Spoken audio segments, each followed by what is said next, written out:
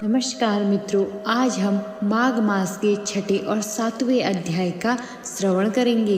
पूर्व समय में सतयुग के उत्तम निषेध नामक नगर में हेमकुंडल नाम वाला कुबेर का सदृश धनी वैश्य रहता था, जो कुलीन अच्छे काम करने वाला, देवता अग्नि और ब्राह्मण की पूजा करने वाला, खेती का काम करता था। वह गौ, घोड़े, भैंस आदि का पालन करता और दूध, दही, छाछ, गोबर, घास, गुड़, चीनी आदि अनेक वस्तुओं को बेचा करता था। और उसने इस प्रकार बहुत सा धन इकट्ठा कर लिया था। जब वह बूढ़ा हो गया तो मृत्यु के निकट समझकर उसने धर्म के कार्य करने प्रारंभ कर दिए। भगवान विष्णु का मंदिर बनवाया, कुआं, तालाब, बावड़ी, आम, पीपल आदि के वृक्ष तथा सुंदर बाग बगीचे लगवाए। सूर्योदय से सूर्यास्त तक वह दान करता रहा। गांव के चारों तरफ जल की प्याव लगवाई। उसने सारे जन्म भर जितने पाप किए थे उनका प्रायश्चित करता था। इस प्रकार उसके 2 पुत्र उत्पन्न हुए, जिसका नाम उसने कुंडल और विकुंडल रखा।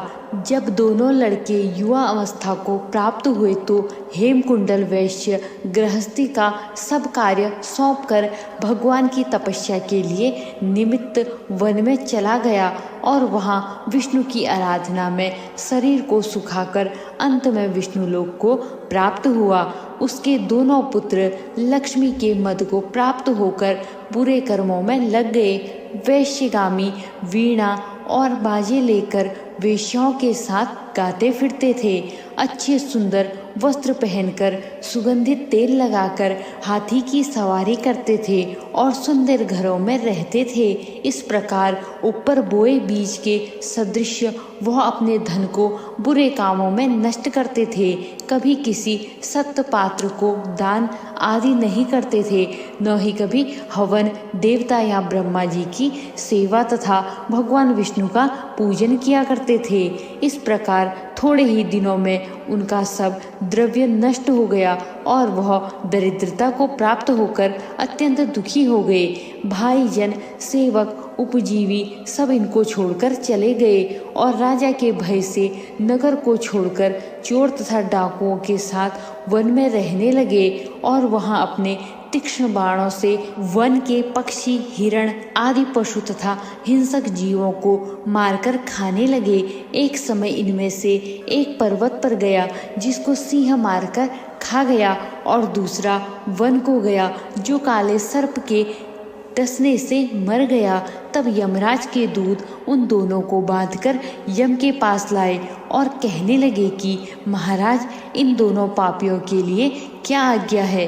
चित्रगुप्त ने उन दोनों के कर्मों की आलोचना करके दूतों से कहा कि बड़े भाई कुंडल को घोर नरक में डालो और दूसरे छोटे भाई विकुंडल को स्वर्ग ले जाओ, वहाँ उत्तम भोग हैं।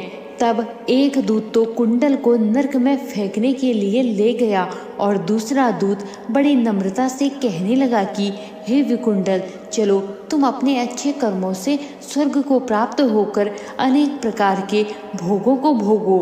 तब विकुंडल बड़े विस्मय के साथ मन में संशय धारकर दूत से कहने लगा कि हे यमदूत, मेरे मन में बड़ी आशंका उत्पन्न हो गई है, अतएव मैं तुमसे कुछ पूछना चाहता हूँ। कृपया करके मेरे प्रश्नों का उत्तर दो। हम दोनों भाई एक ही कुल में उत्पन्न हुए, एक जैसे ही कर्म करते रहे। दोनों भाइयों ने कभी कोई शुभ कार्य नहीं किया, फिर भी एक को नरक क्यों प्राप्त हुआ? मैं अपने स्वर्ग में आने का कोई कारण नहीं देखता। तब यमदूत कहने लगा कि हे विकुंडल, माता पिता, पुत्र पत्नी, भाई बहन से सब संबंध जन्म के कारण होते हैं और जन्म कर्म के भोगने के लिए ही प्राप्त होता है। जिस प्रकार एक वृक्ष पर अनेक पक्षियों का आगमन होता है, उसी तरह इस संसार में पुत्र, भाई, माता पिता का भी संगम होता है। इनमें से जो जैसे कर्म करता है वैसे ही फल भोगता है। तुम्हारा भाई अपने पाप कर्मों से नरक में गया है, तुम अपने पुण्य कर्म के कारण स्वर्ग जा रहे हो। तब विकुंडल ने आश्चर्य से पूछा कि मैंने तो आजन्म कोई धर्म का कार्य नहीं किया, मेरे पुण्य सदैव पापों में ही लगा रहा, मैं अपने पुण्य के कर्म को नहीं जानता। यदि तुम कर्म को जानते हो तो कृपया करके बताइए। तब देवदूत कहने लगा कि सब प्राणियों को भली भांति जानता हूँ, तुम नहीं जानते। सुनो, हरिमित्र का पुत्र सुमित्र नाम का ब्राह्मण था, जिसका आश्रम यमुना नदी के दक्षिणोत्तर दिशा में था। उसने जंगल में ही तुम्हारी मित्रता हो गई। उसके साथ तुमने 2 बार माघ मास में श्री यमुना जी में स्नान किया था।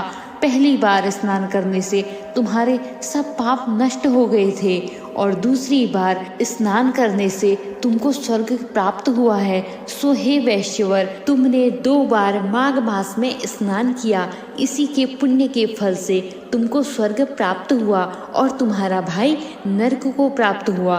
दत्तात्रेय जी कहने लगे कि इस प्रकार वह भाई के दुखों से अति दुखित होकर नम्रतापूर्वक मीठे वचनों से दूतों से कहने लगा कि सज्जन पुरुषों के साथ 7 पग चलने से मित्रता हो जाती है और यह कल्याणकारी होती है। मित्र, प्रेम की चिंता न करते हुए तुम मुझको इतना बताने की कृपा करो कि कौन से कर्म से मनुष्य यमलोक को प्राप्त नहीं होता, क्योंकि तुम सर्वज्ञ हो।